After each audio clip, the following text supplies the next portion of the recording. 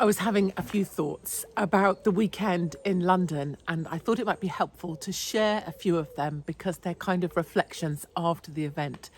And of course, firstly and most importantly, was just the brilliance of everybody who showed up and had an amazing time, and also the genius of everyone there who helped make that an online event so that it could be live streamed, because having about 1 million people consistently watching that over the course of a day made it a global event in a way that was uplifting for people all over the planet to look at London and see London look how they might wish it to look, with the Union flag and the English flag and the Welsh flag and the Irish. Just the brilliance of everybody who put feet on the ground there and then sent that all over the planet was just perfect. And I don't think probably enough has been made about those 1 million eyeballs watching you guys. So I thought it was terrific. The other thing was the really peculiar behaviour of the Daily Mail. I know the Daily Mail from working at Mail Online as their columnist for a couple of years, and I don't understand how the coverage was as it was. So my view is that the coverage was written in advance, that the line Tommy Robinson, thug, stalker, whatever the words were, those are not relevant, but was all written in advance. And I'm assuming that the person behind that had something to do with either establishment or Met Police or civil service, or the whole style of that wasn't Mail Online in the way that I know Mail Online, and certainly wasn't written in a normal Daily Mail way. So I'm not trying to defend necessarily my former employer, but I am saying that the piece that was just there, and it was really poorly done as well, and it didn't sit with a Daily Mail readership who I know well. It didn't sit there. It was as if it was written in a foreign language, because it wasn't the language of the normal readers and our readership when I used to work there. So that was a strange thing, and I think it's very telling that as part of the mechanism of controlling the Met Police operation that day, they also had input, I would suggest, into Mail Online, if not having someone write a piece that they were happy with, which was essentially putting down Tommy Robinson and the Football Lads Alliance and many of the people who were planning to attend, which is predictable, but it wasn't written in the tone of voice of Mail Online. I can say that for certain. The other thing I wanted to say was conspicuous by their absence. And sure, I can't talk because I was on the road somewhere else doing kind of the same thing, but in a different town in the UK, in a much smaller way. But we didn't see GB News there at all. And this isn't to attack one of our own, because we gain nothing when we turn and attack our own side. And GB News is an important platform, and for as long as it's available, it's important that it remains. And none of us want to do away with the more voices. More voices are better than fewer voices. But they were conspicuous by their absence. In particular, certain presenters who you would know would think that would be a great place to be, and what a great thing to show your audience at GB News, and what an amazing thing to be part of. And clearly the line from the funders who really decide all things at GB News was, you're not to go near it, don't sully ourselves with that side of this fight, don't dirty your hands, no one is to go anywhere near it. And the point about that is that donors and funders control output, and their beliefs, their persuasions, their religion, their everything controls what you then see. The other thing is that to be an employee at GB News, in order to keep your job and your position, you have to be willing to toe the line. And we've all seen what happens to those that don't. And those are just observations, so that it helps inform you when you're watching GB News that you're only going to be told what's been approved of by the funders and what stays within a briefed and approved kind of tennis, a sort of tennis court size square that they're allowed to say things in, but they're not allowed to go outside of that with personal views that extend or break that boundary. And Mark Stein would be an example of someone that what happens to that person if they do go outside what is permitted by the bosses at GB News. And that is really about finances. The other thing that I just loved about Saturday and about what's coming and July 27th, but most importantly, this movement that's been waiting to roar, is the positivity, just the overwhelming positivity. And I have seen, and I know from being on tour doing my stand-up, whatever that is this thirst for positivity. And that's what I love so much about the day, was the huge, people came wanting positivity, they came wanting to give positivity. Tommy set up the day perfectly with just positivity and in the pre-briefings. And that positivity made it a festival. And that's exactly what I found in other freedom movements. Not just our own when we were protesting against the curtailing of our freedoms with lockdown, but with the MAGA movement.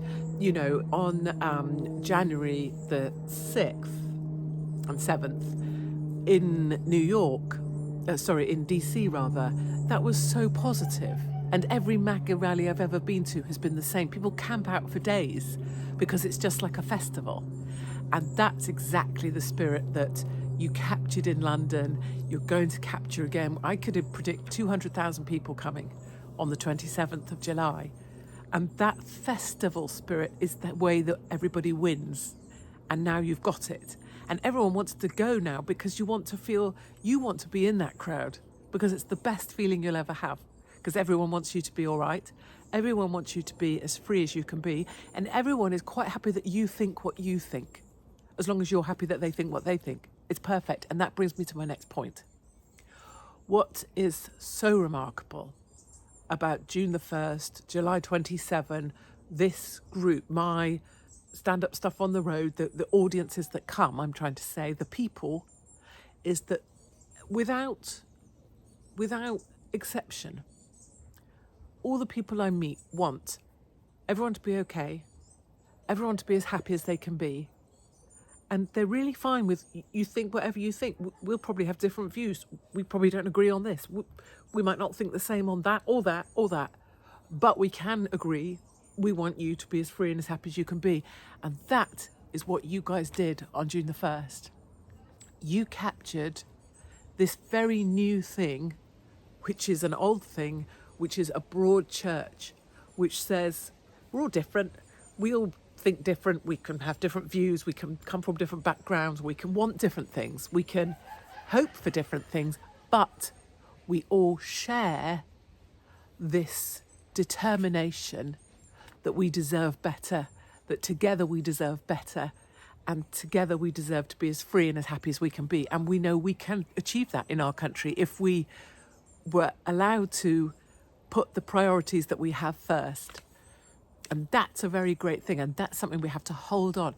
Because if you notice, all the other things, the parties, they're all divided. You have to think this way about this and that way about that. Look at Labour. You have to be this about Palestine, but not that about Israel, but this about LGBT, but not that about trans, and this about trans, but not that about being gay, and this about... And it's all so... thinking there's a checklist with these other parties, right? And you have to have the right views on this and the right views on this and the right views on this. Not that anybody is the arbiter of what the right views are, but we're not trying to do that. We're not trying to create a group of people that all have the same right views according to someone. Everybody can have different views about a whole bunch of things, but our point of unity is that we share this same kind of mission, that everybody is to be as free and as happy as they can be, and that together we can have the priorities that will make us that way. And I just love that, and I don't think enough has been said about that. Another point, I have two more points. Another point I had was that we've spent so much time being told diversity matters, and that this particular group needs extra attention, and Black Lives Matter, so they need extra attention, and then this particular ethnic group need particular attention, and then Ukrainians, they must have particular attention, and. It doesn't matter what where you sit on any of those matters. But what we don't ever hear is that white Brits deserve attention or support or being left to get on and live their lives and have the freedom to do that. And we never get to celebrate England in its traditional sense or Great Britain in its traditional sense. And we so seldom get to recognise that now white people are a minority in London. It is always the case that when white people become the minority, they never get any of the special treatments that are afforded to other minorities before they become the majority. And that's also what I loved about June the 1st. It didn't matter what colour you were, but at least for once, it wasn't that by being white, you were wrong, which always seems to be the case elsewhere. So I thought that was really just lovely as well. And then finally, and of course, it would be very wrong of me to have any of these thoughts without mentioning Tommy. And there's two things. One is just how phenomenally well the day was organised, very smart decision making in advance, very smart strategy in terms of the way he was briefing his future audience, the way he handled the Met Police, the putting together of the documentary, all without any support or without any massive production facility or any massive, team of, the stuff that other organisations get. But just the attitude going into the thing, I thought was remarkable. On the day, of course, remarkable. But something that gets missed very often is when you have been vilified almost for as long as you can remember. It is so great to see people saying, "Oh, mate, I got you wrong. I'm really sorry, mate. I got you wrong. I believe what I was told, but I can see what you're trying to do, and I think you're a good lad doing that, and I totally respect what you're doing." That is an amazing thing that people are willing to say, "I was wrong about you, and actually I really appreciate what you just did, and thanks for that." That's so lovely of people.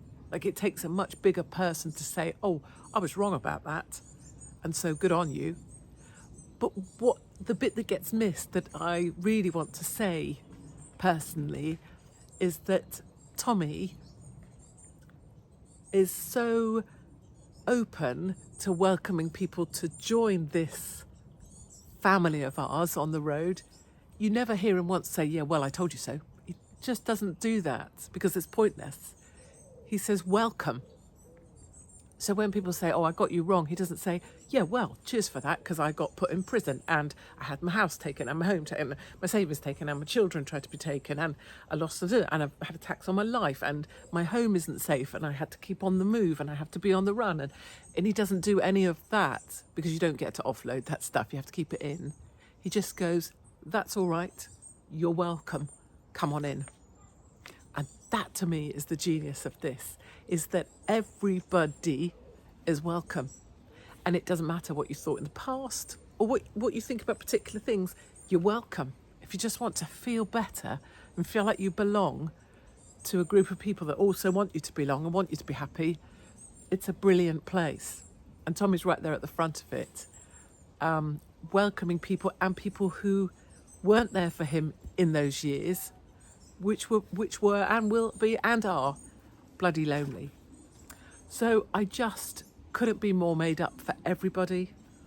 I think everybody there is simply terrific. And one thing I know for certain is there should be no surprise that day went so well. And there should be no surprise that when English people, British people get together, all from all over the place, all different parts of the world even, but when people who want Britain to be great get together, we are great indeed. And for many of us, that comes as no surprise at all, because we knew that the Britain we yearn for was great all along.